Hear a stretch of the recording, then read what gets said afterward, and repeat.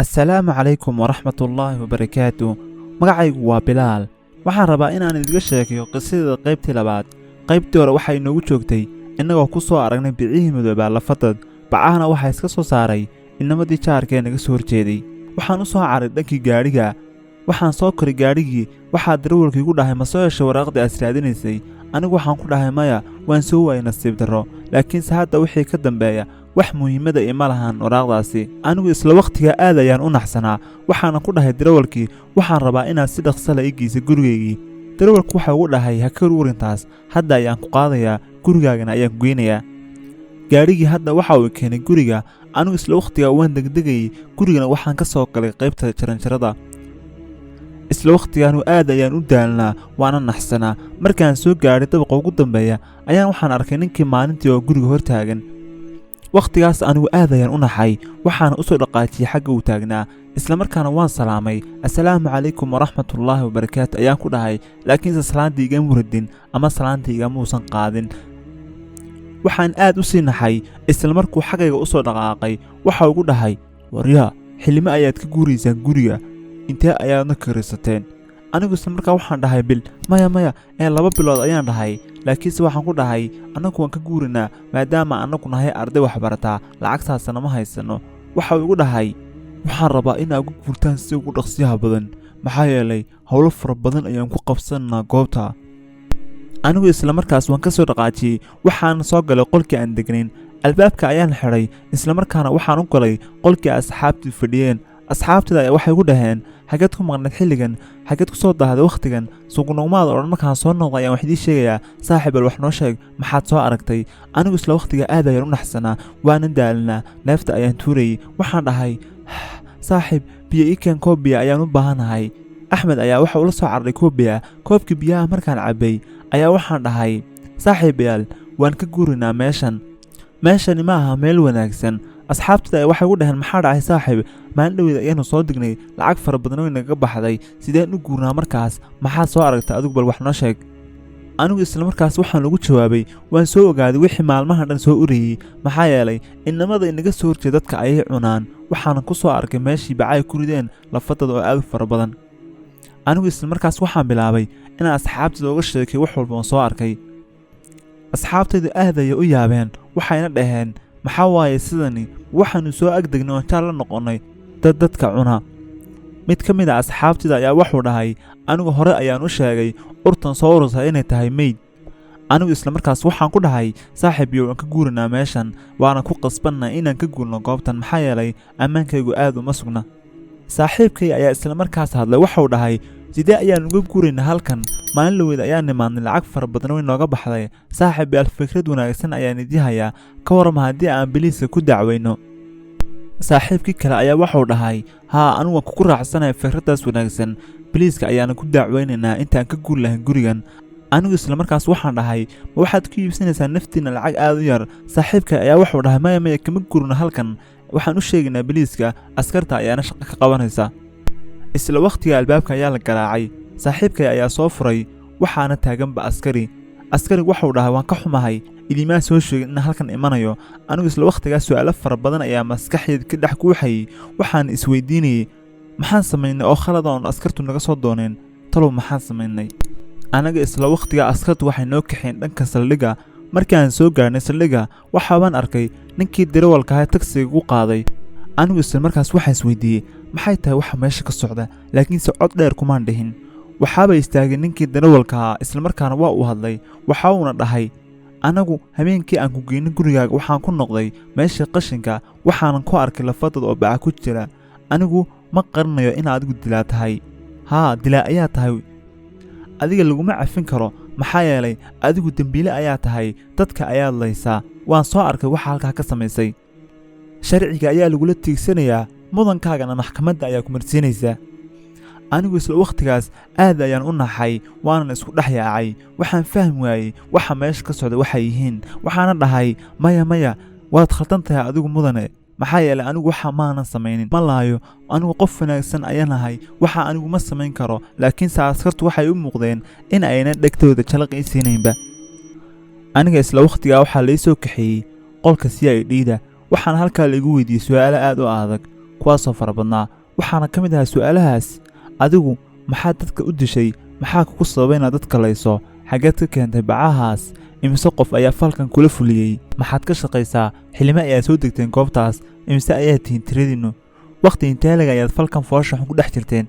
anigu isla markaas waxaan diyaar u ahaa weerarka laga soo qaaday inaan iska difaaco. su'aal kastoo askarigu weydiiyena jawaabta ugu mudan ayaan siinayay. wakhtigaas taliyaha ciidanka ayaa waxa uu diray gurigayga 2 askari oo soo baadha, laakiinse nasiib wanaag wax raada way ku soo waayeen, waxbana kumay soo arag, waa ayna iskaga soo noqdeen.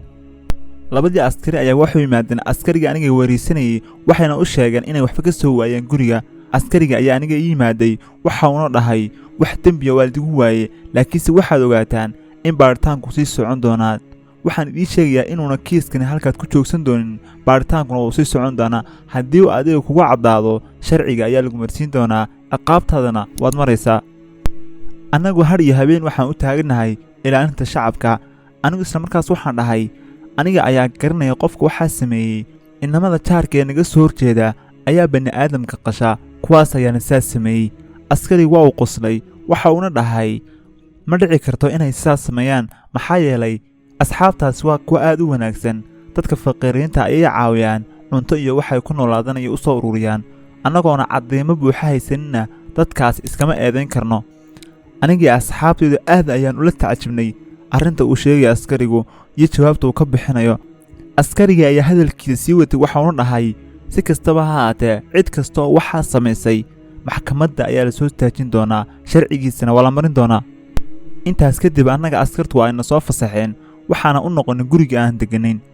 isla markaas anigu waxaan ka fikirayay arrintan. saaxiibka ayaa wuxuu dhahay, intaad waxaasoo dhan naga daysaan arrintan halka aan ku joojinno, aanu ka tashanno arrimaheenna.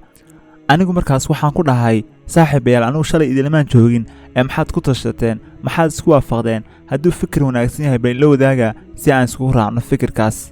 saaxiibkay ayaa iga dhacay wax kastoo isku raaceen, aniguna markaan ogaaday fikirkaa wanaagsan aad ayaan ugu farxay. waxaana ku dhahay, beri ayaan bilaabaynaa shaqada. isla wakhtigaas annagii asxaabtaydu waxaan u soo dhaqaajeen dhanka sariirta, waxaan rabnay inaan seexanno, laakiinse aniga wax hurdaa igamay soo dhicin, maxaa yeelay jawiga wuxuu ahaa mid aad u qasan. subaxii marka la soo gaadhay, annagu waxaan u baxnay jaamacadda. markii aan jaamacadda ka soo noqonnay, waxaannu aadnay dhinacaan ka bilaabanay shaqada. waxaannu tagnay meeshii laga shaqaynayay. ninka meesha maamula wuxuu ahaa mid ina tutusaya sida loo shaqaynayo. annagu maalintaas waan iska soo shaqaysannay. habeenkii marka la gaadhayna waxaan aadnay gurigeygii. casho ayaan iska cuncunanay. maalmo fara badan iyo bilooyin fara badan noloshaas ayaan siga jirnay. inamadii guriga naga soo horjeeday gelayena wakhtigaa faraha badan ama muddadaas maanaan aragba. maalin anigoo jaamacadda ka soo socda ayaa waxaan dariiqa ku arkay inamadii aqalka naga soo horjeeday gelay mid ka mid a, kaasoo dariiqa maraya. anigu isla markaas waan istaagay, waana yaabay. waxaas dhahay, ninkani muuna ahayn ninkii. isagoo isla wakhtigaas waddada ayuu kor dhinac eegayaa, aad ayuuna u tallaabaynayaa. anigu isla markaas waa isqariyey, waxaanan go'aansaday ama aan ku fikiray in aan ninkan daba galo ilaa meesha uu aadayo. anigu saacado fara badan ayaan daba socday. wakhtigaa anigu waxaan wacay asxaabtayda si ay ugu yimaadaan halka aan joogo. anigu waan daba socday ninka, kolba meel ayaan isku qarinayay, laakiinse ninku wuxuu ahaa mid aad u dheeraynaya. waddada ayuu qaaday ilaa uu ka gaadhay kayn. kaynta uu ninkani soo aaday waxay ahayd mid magaalada aad uga fog. aniguna kayntaas ayaan ka daba galay. ninki waxaa ku fadhiistay dhagax, waxoogaa markuu fadhiyeyna waxa uu shitay dab. isla markaana meel aan sidaaba uga fogeyn ayuu waxuu ka soo qaatay bac madow waa aad u weyn. anigu xilligaas waxaa isweydiiyey, bacda miyuu sitay mise meesha ayay ugu sii diyaarsanayd? haa, waxay u badan tahay inay meesha ugu sii diyaarsanayd bacdu. anigu wakhtigaas waan fiirinayay, talow maxaa ku jira ayaas lahaa bacda, laakiinse wax lama filaana ayuu ka soo saaray bacda. ilmo yaroo aad u noqon, qiyaas ahaantii 1 sano jira ayuu ka soo saaray bacdii. anigu waxaas laa talow muxuu ku samayn doonaa? isla wuxuu soo saartay midiyo. ilmihii yaraa ayuu cagaha ka jaray iyo qacmaha, dabka ayuuna saaray. anigu aad ayaan u naxay. anigu markaa waxaan ku fikiray in aan kooco ninka dilo, laakiinse waxaa ii soo gaadhay labadii saaxiib, axmed iyo muxsin. asxaabtayda ayaa waxay dhaheen, maxaa ka socda goobtan? aniguna waxaan arkay, ila arka bal waxa meesha ka socda. ilmo yar oo naqan ayuu hilibkiisa karsanayaa. way yaabeen, iyaguna waxay dhaheen, ninkani dadka ayuu qashaa miyaa? ma ninkii jaarka ahaaba? ninkii bacdii ayuu qaaday goobteediina ayuu ku celiyey. isla markaana wuxuu ku soo noqday hilibkiisuu karsanayey. ninkani waxba kama khaldana, jawi degan buu ku jiraa. annagu aad ayaan u naxsanayn wakhtigaas, ama kaagii ama fariir ayaa nagu dhacay, waxaana naga soo haray indho oo keliya. isla goobta waxaa soo gaadhay labadiisii saaxiib oo kale. annagu waxaan islahayn markaas ama aan ku fikirinay in ay ka qaban doonaan ama ay dili doonaan ninkan waxa uu samaynayo, laakiinse waabay iska ag fadhiisteen oo hawsha ayayba dhinac ka galeen. annagu markaas waxaan ku fikirnay in aanu meesha iskaga tagno. saaxiibkay ayaa wuxuu dhahay, moobilka ayaan ka duubaynaa si aan caddaymaha u horgeyno askarta, ilan waa kuwii askartu lahaayeen raggani waa rag wanaagsan oo samafalka yaqaan, dadkana u gargaara. annagu isla markaas waxaan bilownay in aanu ka duubno, laakiinse nimankii waxay bilaabeen sheeko. mid iyaga ka mida ayaa hadlay, waxauna dhahay, saaxiib halkan maxay noo keentay? nimanku waxay iskaga mashquulsanaayeen hawsha ay ku jiraan, waxayna cunayeen hilibka dadka. anigu markaas waxaan dhahay, inaga kaxeeya meesha, sii daawan kari mayno halkan, maxaa dhacay? waxyaaba badan oo foolxun ayaa ka socda. saaxiibka ayaa wuxuu dhahay, maya ma tegayno, waanu daawanaynaa wax kasta ay sameeyaan, waana ka duubaynaa moobilka. anigu waxaan dhahay, kuwani dadka ayay cunaan, maxaa yeelay ilaa maalintii aan soo degnay waan ka shakisnaa wixii ka soo urayay iyo wixii ay samaynayeenba. iyagu waxay iska cunayeen hilibkoogii, jawi macaan ayay isaga jireen, waxna kama aysan khaldanayn. mid ka mid a ayaa wuxuu dhahay, goobtan saaxiib ma cid bayna la joogtaa? markaasuu dhahay midkii kale, maya cidin lama joogto, halkan qarsoon waxaan idiin keenay si ayna dadku idii arag. mid iyaga ka mid a ayaa wuxuu dhahay, intay inamada qolkii naga soo horjeeda soo degeen, jawigeennii ayay naga qaseen, raaxadeennina way nagaga ciyaareen. wuxuu dhahay, inta ay noo yimaadeen ayaa waxay dhaheen, maxaa idinka soo uraya? kuwani waa ina dhibeen, dhulku halla go'e. mid kale ayaa hadlay, waxauna dhahay, anigu maalin dhoweyd ayaan u sheegay inay guriga iskaga guraan sida ugu dhaqsiyaha badan, digniintaana waa iga haystaan. midkii kale ayaa hadlay, wuxuu dhahay, waa si wanaagsan, haddii ay naga guraan waxaan iska noqon doonaa halkeennii hore, sideediinna ayaan wax u wadanaynaa. annagu isla wakhtiga waxaan ahayn kuwa indhaha oo keliya wax ka fiiriya. waxaan rumaysan lahayn indhahaygu waxay arkayaan in ay run tahay iyo inay riyo tahay. isla markaana saaxiibka ayaa wuxuu dhahay, subxaana allah, moobilkayga ayaa saaxiib iga damay. anigu waxaan dhahay, ma dhici karto saaxiib, maxaa dhacay? maanta dhan ayaan tacab galnay. saaxiibka wuxuu dhahay, wallaahi waa runtay, waa iga damay, waa kanaa moobilkayga, bal fiiriya. isla markaas waxaa hadalkayga maqlay nimankii. mid ka mid a ayaa wuxuu dhahay, geedka dabiisa waxaan ka maqlayaa cod, waxaan u baahanahay inaan soo fiirino codkaasi meeshuu ka imanayo. annagu markaas aad ayaan u naxnay, maxaa yeelay dhinacayga ayay u soo socdaan. waxaan isweydiinaa, talo maxay idigu samayn doonaan markayda arkaan? aad ayaan u naxsanahay. midkaamid kale ayuu fiirinayaa, go'aan ma gaadhi karno wakhtigan, maxaa yeelay way nagu soo socdaan, way nagu soo dhow yihiin. anigu isla wakhtigaas waxaan asxaabteeda ku dhahay, bes way noo dhammaatay, halkaas ay nolosheenna ku soo gabgowday, ay iska kaya cafiya, nimankina waa ay soo socdaan. qisadeeda qaybta labaad halkaas ayaan maanta ku daynayaa. magacaygu waa Bilaal. waxaan rajaynayaa inaad ka heshay qisadan. haddii aad ka heshay, fiidhiyo walaagta saar si uu dad badan u sii gaadho. haddii aad ku cusub tahay kanaalkana, ku soo dhowow saaxiib. inta aan iskaga imanno qisadan qaybtii saddexaad, sidaa iyo ammaano allah.